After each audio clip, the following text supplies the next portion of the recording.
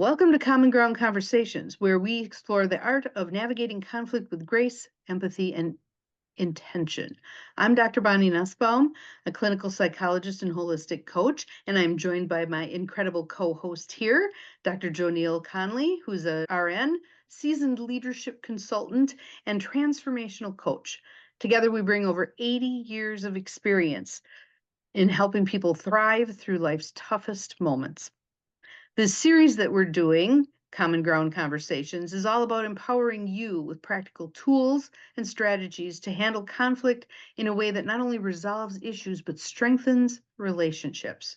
Let's face it, conversations right now are really complicated and difficult, and sometimes even pretty painful. But when you have confidence that you can communicate clearly, calmly, and compassionately, no matter what the situation, that's exactly what we're going to help you do.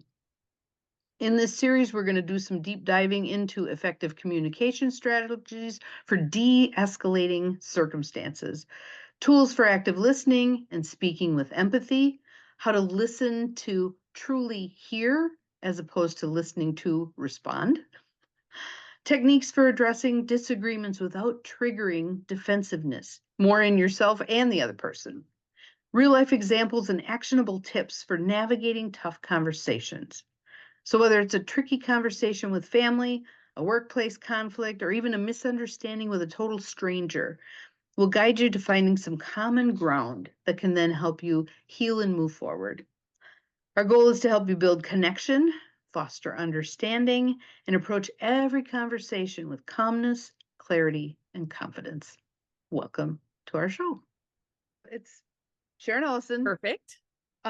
It was called The Current Real World. And I'm amazed at how it dovetails with these two cards I want to tell you about. So the basic thing is, having been taught habitual ways of using question statements and predictions, it we're we're not doing it neutrally. We've been trained to do it in the warlike way. Wow. And so she says, we believe this power struggle world is the only real one.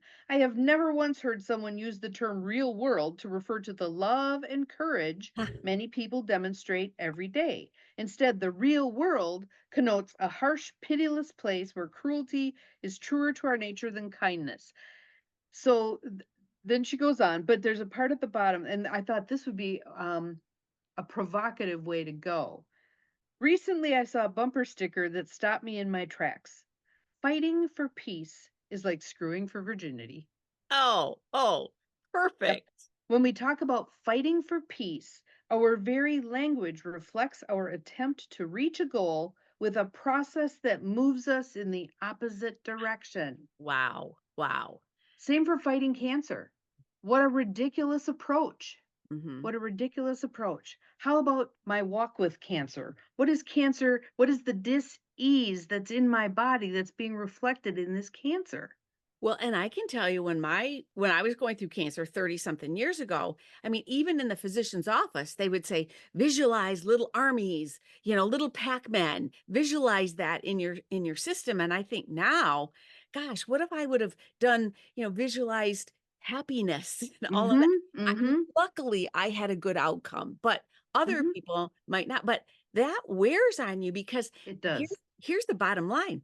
If I'm not a good enough soldier, I will have a bad outcome. Right. If it's a battle, I could die. Yeah. Right. Instead of, this is my walk with cancer. What am I meant to learn from this Oh, teacher? yeah. Yeah. And when we've got the learning, maybe that teacher doesn't need to keep walking with us. Mhm. Mhm. And so often with cancer, you feel guilty. What did I do? Do How wrong. how did I Yes. cause this? I mean, I was going through cancer while my ex-husband had just gotten home from prison, and I will never forget my cousin came to me and gave me one of these a book and said, "You just didn't handle your stress really well. That's why you got cancer." Thank you Oh, for your help. Next. yeah. And that did not go away. That was there every time. I'm, No. I'm And thinking, again, survival value. Think of how our brain works. Your brain grabs onto the one question you got wrong out of the 20 yeah, questions you got right. Your brain grabs onto what is wrong. I screwed it up, instead of what all the things that you did done over your entire lifetime that were sure. good for your mind, body, spirit. Well, and one of the things that I was thinking about too, as I was processing our what we might talk about today is, and this goes back to my bullying work. And I think this is really important because one of the questions when somebody comes to me for coaching about bullying, we always talk about the fact of the bullies over there, they're going to behave. You can't change the bullies. But what was it that the bully made you feel about yourself? Mhm. What was that? And that's the piece I think when we have these difficult conversations is that we can't change what's going on with the other people. Now, corporately and all that stuff, I Other mean, than through ourselves. uh, and that's where I'm getting to, where Yeah. it's like, but I had this conversation and I ended up feeling bad about myself for getting cancer or bad about myself for this and all this. So when we have these difficult conversations at with family at Thanksgiving and all those kind of Mhm. things, Mhm. it's like, what do I end up feeling about me? And instead of feeling like I'm an adult. I can have my opinion. I can have these Mhm. sort of things. I can not not say all the things, but yet say what needs to be said. I can look at all Right. these things because we're feeling bad instead of saying, you know what, that person's being kind of a dick right now. Mhm. I Yeah. mean, they're fallible human beings as well. Can we love them where they're at? And if they've said something that stings, to me, what that says for me is I have some kind of Achilles heel around that. That- They actually are doing me a gift, a service by saying whatever shitty thing they've said that sets off a reaction in me. It's like, okay, somewhere there's a portal that they plugged into. I can look at that. I can heal that for myself. I don't want to be looking at myself as I must be to blame for whatever's going wrong. And along with it is the biology of it, that the amygdala hijack, that when you Mhm. feel threatened, it's going to trigger whether we want it to or not. Right, It is automatic. And so right. understanding, okay, I'm feeling threatened. My heart's pounding, my cortisol, my pupils are dilating. Wait a minute. Bring this back home. Bring my spirit back because that's what happened. Yes. The breathing, Ground myself, put my ground feet myself, down. do Yep. what needs to do, take a walk. Wild deck. It's called the Wild Harmonic Oh Deck. yeah. Okay. And even the shape of it, look at the shape of it, Yeah. right? Yeah. Um, there was a part in here because I do a coffee group Tuesday mornings. The question that we had raised on the front end to address this reading toward was, um, what do we need to be thinking about, feeling, and doing now in these tumultuous times? What do we need to be doing to bring ourselves fully to be as the support that we can be in this world right now? Yeah. Hmm. So, the 2 cards that were the shadow cards, there's the Oh yeah. dimensional of shadow, which Yep. is perfect circle, and there's a part in here where it says, "As as the dimensional expanse falls into denial, the need to defend oneself keeps light out." Yeah. How much defensiveness are we running Oh. into Oh, now? wow. Yeah. Yeah, so it goes on and it says, the power of logic used to deny that which it cannot perceive, and the ability of circular thinking to generate a powerful impulse to believe. So, this card warns of the mind's ability to generate ideas that prove each other. So, we get caught in our own proof process. Yeah. And then people get very, and here's the word, thereby generating an intense sense of certainty and fooling, even trapping one into their own Oh, self reflective misery of justification. And the next sentence I thought was cool. Ideas certainly have their way with me. I like to think I have a clear mind. It is often apparent that I have decided something is a fact based purely on other ideas that say it is so. When these ideas get together, they have a way of taking me over and compelling me into disintegrating behavior. yes. The word justification. Ugh, We ugh, justify, well, I have to not like them because of this. I'm right. justified in my behavior. And so that self-fulfilling prophecy is what Yes. happens. There's another piece here Okay. with one other card that I think is just so cool. Shadow of Air, Yeah. and it's called, get this title, Negation Trance. Ooh. Ooh. Negation Trance. As the shadow, we all have shadow, right? Fears, Mm. doubts, judgments, all that stuff. As the shadow consumes the interconnected intelligence, Logical argument is used to keep all creativity away. Oh, oh, yeah. Oof. Mic drop. Oof. Yeah. Yes. Using ideas to deny possibilities, using the mind to deny even its own mystery. I love this. This card indicates being caught in a pattern of seeing no ideas as valid, Ah, all the while not seeing that that is an idea yeah. that lets one see things that way. Wow. Yeah.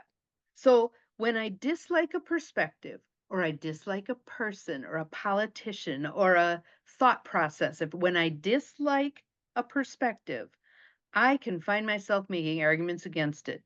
Those arguments have a sneaky way of causing me to argue myself out of anything relating to them, even when that may be the very path for me to find my fulfillment on.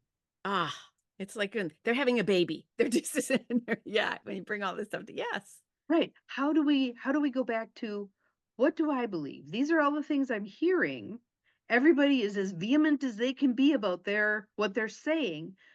But what do I feel if I feel into this? Yeah, What's my wisdom telling me? right. Right. Yeah. Yeah. And I do think somehow quieting that noise is so on both ends of this spectrum. I mean, Please and thank you. Yes. there's so much noise that you can't even really you we say the word discern a lot, but you can't even, you know, there are this and this and this and this and this and Right. somewhere along the way there's that. And it's all said with conviction, Oh, which absolutely. makes it so much easier. And I think unfortunately many of us have been raised and trained to toe the line. Mhm. To go along to get Sure. along, to Sure. be the good girl, blah, blah.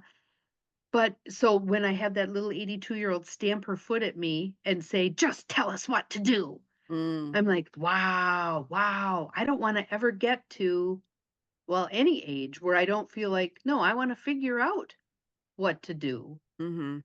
I have my own discernment."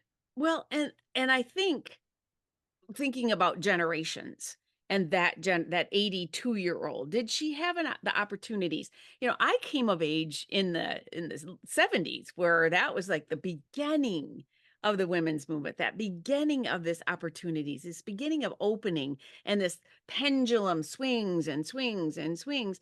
And I think we have to figure out for each, you know, each generation has had to find their own path, their own voice, their own way of being Right. who they are. And how cool will it be when we have respect for how each generation chose to do it, Yeah. given the parameters around them, Mhm. etc. And Because again, there's where the shame and blame game comes in. Well, if you guys hadn't screwed this all up, blah blah blah. Hmm. and I'm a firm believer, everybody's doing the best they can.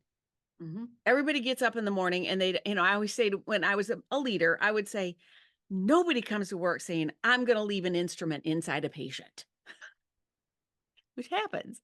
And Hmm. I would say they come to work wanting to do good and want, you know, and everybody has ups and downs and everybody has runs of bad times that they're not at their best game. But if my vision, if I'm assuming positive intent that they're coming here wanting to do a good job, they're the more likelihood that they will than they won't. Then if I come like, well, they're just a bunch And of also, grumblers. Yeah. right. And then we can look at the environment that we've created for them to work in. Yeah. Can we distill down some of these key points that we just talked about? What I heard you say was that we were products of the generations that raised Hmm. us, Hmm. but offering grace to the other generations. Yes, The key point that I made earlier with Bob was that I was ready to jump on him for something that I paused. I took the you pause. did. You did. I did. Yay. I did, and that was conscious. Now, Hmm. that and I think one of the other key points we talked about was our amygdala fires. We jump in without going, "Wait a minute," deep cleansing breaths. And we have opportunity there. Even if you jump in and something starts spewing, you still have opportunity every second there to go, wait a minute, I'm not going to finish that sentence. Let me back up here. Let me take a few breaths. Let me try again. And I think if we talk about nothing, it's about breath. To Breath. me, breath is like the healing balm.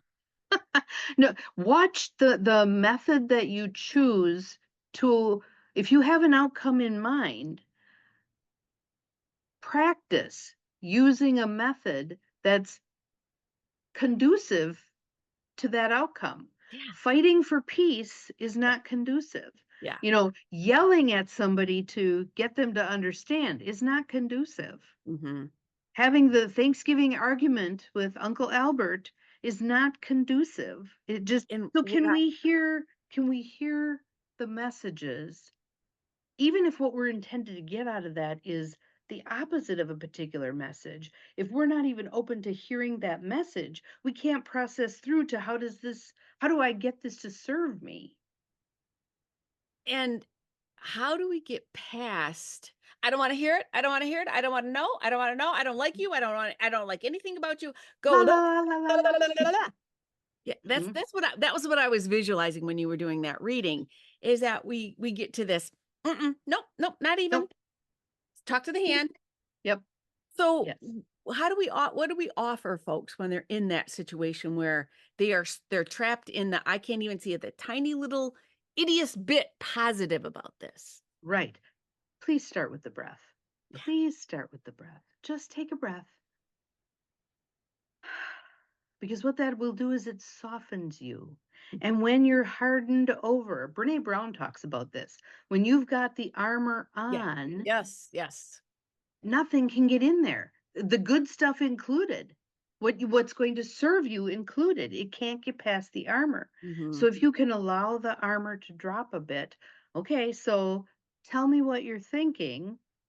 And even if it's Uncle Albert and he goes, "Oh, these damn kids these days, blah, blah, blah, blah." Can you look past the bluster? Can you Mhm. hear the message? Yeah. What's the message that's coming from him? I'm feeling left out. I'm feeling like I no longer matter. I'm feeling like my Oh, lifetime of experience is being dissed. What's really being said here? oh, oh, let that sink in. Having this understanding of ourselves, our own mindset, and where what we've got going in, and how does that interact with what they've got coming out? Love it. Folks, subscribe, Yes. watch for us. We got more coming, and we're glad you, and happy Thanksgiving. Enjoy your Thanksgiving. Keep in mind that the key word there is thanks. Exactly. All Yeah. right. Bye.